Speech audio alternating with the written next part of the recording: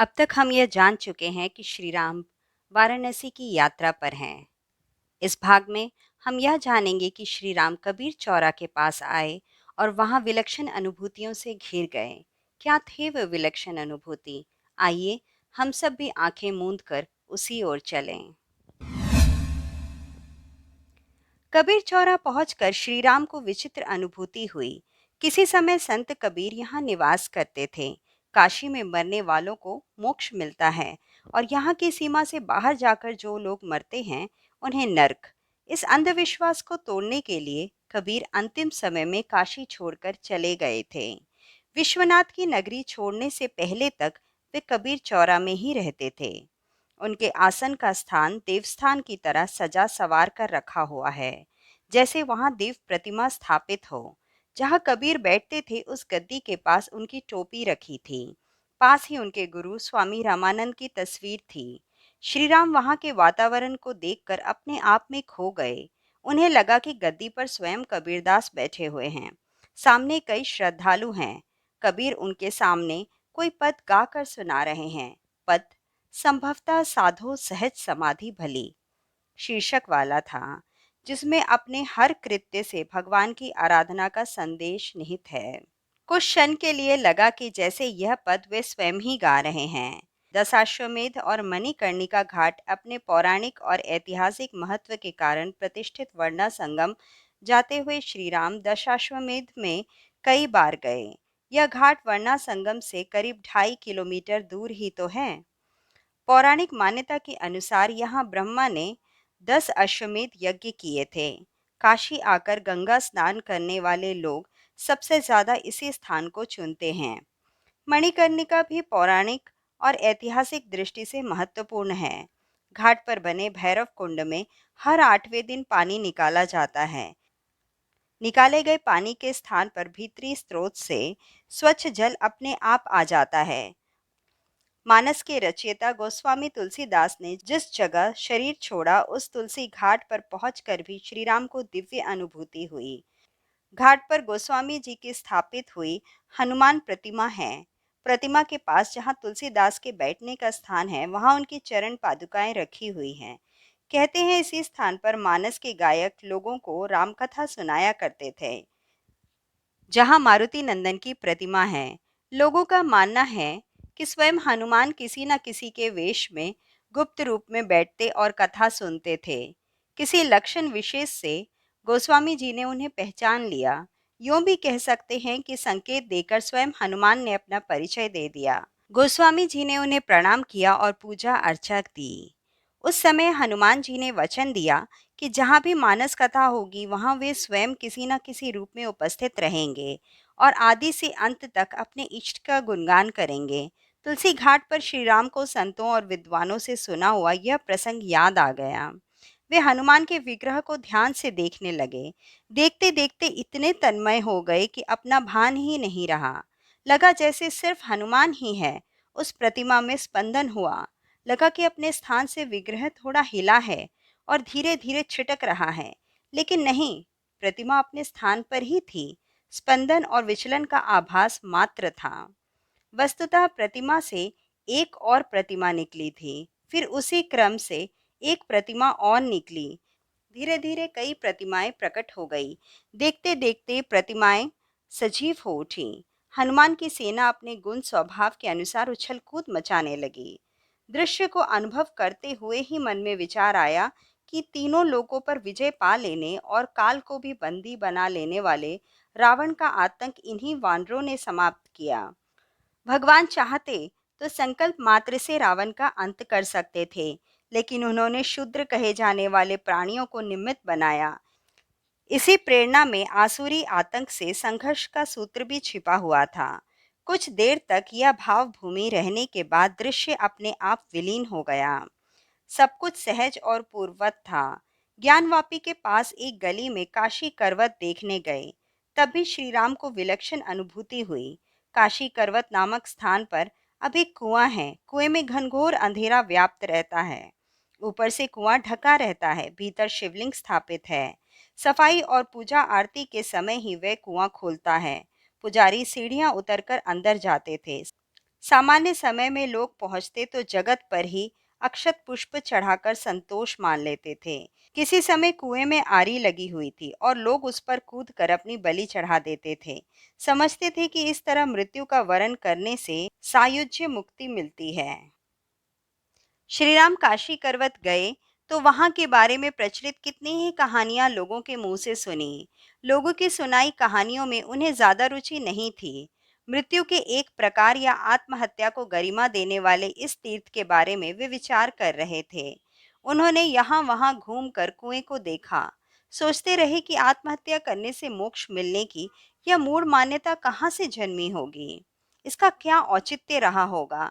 इन प्रश्नों से जूझते हुए उनके चेहरे पर व्यंग्यात्मक मुस्कान आ गई।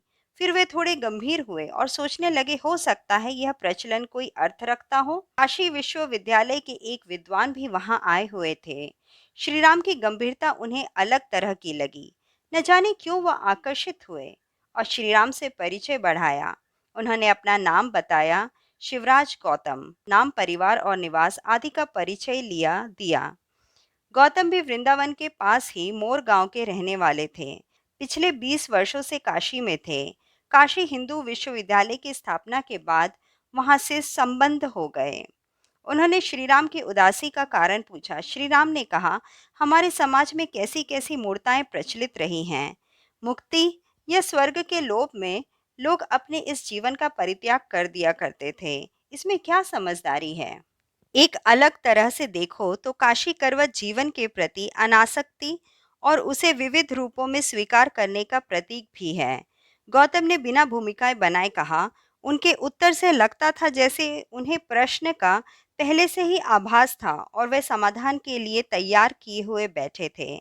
उन्होंने कहा, हमारे देश में जीवन को विविध रूपों में स्वीकार किया गया है। मृत्यु भी उसी का एक रूप है। जो भी जातियां आंतरिक स्तर पर किसी ऊंचाई को छू सकी हैं, उन्होंने मृत्यु को नकारा नहीं है। लेकिन अपने यहाँ विविधता की कोई सीमा नहीं है। काशी करवत अपने उत्सर्ग का ही एक प्रकार है। आरंभ किसी मनस्वी या उत्कृष्ट स्तर के साधक ने किया होगा। इसमें मृत्यु का इतना सरलीकरण नहीं हो गया था कि हर किसी को मरने के लिए प्रेरित किया गया हो। बाद में जो हुआ वह निश्चित ही आत्मघात कहा जाएगा। गौतम काशी करवत के आरंभ का बचाव कर रहे थे, लेकिन वे भी मानते थे कि बाद में पलायन और कायरता के साथ आत्महत्या जैसे अपराध भी कुएं के साथ जुड़ गए। श्री राम ने गौतम के दृष्टिकोण को स्वीकार किया। कोई प्रचलन विकृत हो जाता है तो उसमें संशोधन के लिए भी उपयुक्त प्रयास होते हैं। इन प्रयासों की चर्चा करते हुए उन्होंने कहा, मध्यकाल में संत कबीर जैसी विभूति का अवतरण इन्हीं विकृतियों को दूर करने के लिए हुआ मानना चाहिए। गौतम ने हामी भरी। फिर काशी हिंदू विश्वविद्यालय और नगर में चल रही अन्यान्य धार्मिक सामाजिक गतिविधियों पर देर तक बातचीत हुई। गौतम से बातचीत में श्रीराम ने वाराणसी का वर्तमान अच्छी तरह से जान लिया। जिन दिनों श्रीराम वाराणसी में थे, उन दिनों महामना मालवीय कारावास में थे। यह संयोग ही था कि जिस दिन वे काशी के लिए रवाना हुए, उसी दिन 20 अगस्त को दिल्ली में मालवीय जी और कांग्रेस कार्य समिति के दूसरे 6 सदस्य गिरफ्तार कर लिए गए थे। अपराध यह था कि इन लोगों ने प्रतिबंधित कांग्रेस कार्यकारिणी की बैठक में हिस्सा लिया था। विश्वविद्यालय का वातावरण और वहां की स्थितियों से अवगत होने के लिए श्रीराम परिसर में गए। मालवीय जी के गिरफ्तार हो जाने से विश्वविद्यालय के वातावरण में व्याकुलता, चिंता और आवेश के भाव घुले हुए थे। श्रीराम ने वहां के वातावरण में व्याप्त आवेश और उत्साह को अनुभव किया। यह भी लगा कि अपनी प्रेरणा भूमि के संस्कारों को अपनाना चाहिए। विश्वविद्यालय परिसर में जहां तहां चर्चाएं चलती थीं, उनमें वर्तमान स्थितियों के अलावा पिछली घटनाओं का उल्लेख भी आता। काशी प्रवास के इस दौर में श्रीराम ने राजनीति, स्वतंत्रता आंदोलन की समसामयिक दिशाधारा को देखा। 3-4 दिन तक उस क्षेत्र में जाते रहे। वहीं आते जाते किसी ने बताया, विश्वनाथ की नगरी में एक माता जी आई है। वे समाधि अवस्था में रहती है, उनके दर्शन करने चाहिए। समाधि अवस्था सुनकर श्रीराम की उत्कंठा जगी। उन्होंने माँ का पता पूछा। वे रामापुरा के किसी भक्त के यहाँ ठहरी हुई थी। उनके साथ उनके पतिदेव भी थे। माँ निसंतान थी। लोगों का कहना था कि सामान्य गृहस्थ जीवन में उनकी प्रवृत्ति ही नहीं थी। विवाह के समय भी वे भाव समाधि में ही थी। उनका नाम बहुत कम लोगों को पता था। कुछ श्रद्धालु उन्हें मीरा का अवतार कहते थे। उनके पति भी उन्हें माताजी कहकर ही पुकारते थे। श्री राम ने उनसे मिलने का निश्चय किया। रामापुरा में बताए पते पर चल दिए। माँ, जिनका नाम निर्मला देवी था, मकान की दूसरी मंजिल पर ठहरी हुई थी। उनके दर्शन के लिए 25-30 लोग बाहर खड़े थे। जिस समय श्रीराम पहुंचे, माताजी समाधि में थे। उनके सेवकों ने बताया कि अभी दर्शन नहीं हो सकते, समाधि खुलने पर वे स्वयं बाहर आएगी और दर्शन देगी। श्रद्धालु देर तक बैठे रहे। कोई 2 घंटे बाद समाधि खुली। वे बाहर आई। श्री राम को लगा कि इतनी तेजस्वी महिला पहले कभी नहीं देखी। प्रथम दर्शन में ही आभास हुआ कि निर्मला जी के व्यक्तित्व में दिव्य आभा प्रकट हुई है। सनातन धर्म के प्रचार में जुटे स्वामी दयानंद भी वहां आए हुए थे। स्वामी जी ने अपने उद्देश्य के लिए भारत धर्म महामंडल की स्थापना की थी। काशी के कई विख्यात साधु महंत इस संगठन के सदस्य थे। स्वामी जी के संगठन के बाद में कितनी ही धार्मिक संस्थाएं उद्भूत हुईं। श्री राम के मन में उन माँ से बातचीत करने की आकांक्षा जगी। उस दिन तो अवसर नहीं मिला। अगले दिन 10-11 बजे के आसपास वे वापस माँ के निवास पर पहुंचे। संयोग से उस दिन ज्यादा लोग नहीं थे। माताजी जागृत अवस्था में थी। आसानी से भेंट हो गई। उपस्थित लोगों के सामने ही उन्होंने चर्चा की अनुमति दे दी। श्री राम ने पूछा, माँ, आप कौन हो? उन्होंने कहा, मैं क्या कहूँ, आप लोग जो समझते हैं वह ठीक ही होगा। अगला प्रश्न था, लोग कहते हैं कि आप निरंतर समाधि में रहती हैं। यह समाधि सविकल्प है या निर्विकल्प?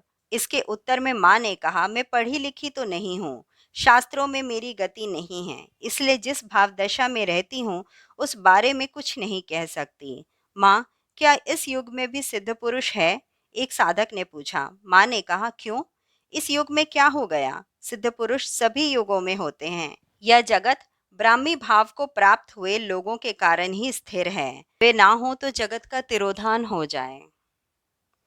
उन्हीं सज्जन ने कहा, उनके होते हुए भी हमारा देश पराधीन क्यों है? माँ ने उत्तर दिया, प्रभु की इच्छा है। वे अपनी लीला के तमस गुण का आनंद ले रहे हैं। अब रजस जागा तो स्वतंत्रता की चाह उठी। कुछ वर्षों में देश स्वतंत्र हो जाएगा। उसके लिए उद्योग नहीं करना पड़ेगा क्या माँ? स्वतंत्रता अपने आप मिल जाएगी? श्री राम ने पूछा। इस प्रश्न का उत्तर था, प्रयत्न तो करने ही पड़ेंगे। ना चाहते हुए भी देशवासी प्रयत्न करेंगे, क्योंकि प्रभु अपने माया के रजस भाव को जागृत कर रहे हैं। आलस्य और प्रमाद तमस के भाव हैं। उसमें जाने के लिए किन्हीं प्रयत्नों की आवश्यकता नहीं होती।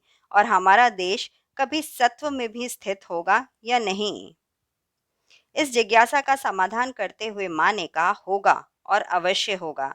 इस अवस्था में चारों ओर दिव्य भाव की प्रतीति होगी। देश अपने गौरव को पुनः प्राप्त कर लेगा, उस गौरव को जिसके लिए भगवान ने चुना है। चर्चा के इस क्रम में माँ की समाधि लग गई। लोग वहीं बैठे रहे। समाधि अवस्था में वे आंखें बंद कर बैठ जाती थी। उनके मुखमंडल पर अद्भुत शांति छलकने लगती थी। लगता था जैसे उनका रोम रोम भगवान का स्मरण कर रहा हो। आधा घंटे तक उसी अवस्था में रही। जागृत हुई तो उनकी दृष्टि श्रीराम पर पड़ी। हठात कहा, आप अपने प्रदेश कब जा रहे हैं श्रीराम? आगे हरिद्वार में आपसे भेंट होनी है। तब आप गंगा तट पर दिव्य भाव की स्थापना कर रहे होंगे। सुनकर श्रीराम चकित रह गए। माँ, ये क्या कह रही हैं? हरिद्वार के संबंध में मन में कोई संकल्प विकल्प या भाव नहीं है। माँ के विस्मय वचन का स्वयं ही समाधान किया। संत महात्माओं की लीला निराली होती है। श्री राम को इस प्रश्न की अपेक्षा नहीं थी। वे सोचने लगे कि क्या उत्तर दें। फिर कहा, 2-3 दिन में ही। उनके काशी में 1 माह रहने के संकल्प में अभी 8-10 दिन बाकी है। लेकिन श्री राम पिछली शाम से ही सोचने लगे कि जल्दी लौट जाएं। काशी हिंदू विश्वविद्यालय आते जाते देश काल की स्थितियों के बारे में जो पता लगा, उससे उनका मन अवलखेड़ा वापस जाने के लिए मचलने लगा। मन में प्रेरणा उठने लगी। चारों तरफ जब वातावरण गर्मा रहा हो, देश में राष्ट्रीय भावनाओं का उभार हो रहा हो, तो यहाँ तीर्थ सेवन करने का कोई औचित्य नहीं है। माँ के सामने उनका निश्चय व्यक्त हो गया। 2 दिन वाराणसी के कुछ और क्षेत्रों की यात्रा की, फिर सारनाथ होते हुए वे वापस अवलखेड़ा आ गए। समय से पहले ही आ गया देख ताईची चकित हो गई। 3 सप्ताह बाद अपने बेटे को देखकर वे हर्ष विभोर हो गई। उन्होंने सिर पर हाथ रखा, पीठ और हाथ को सहलाया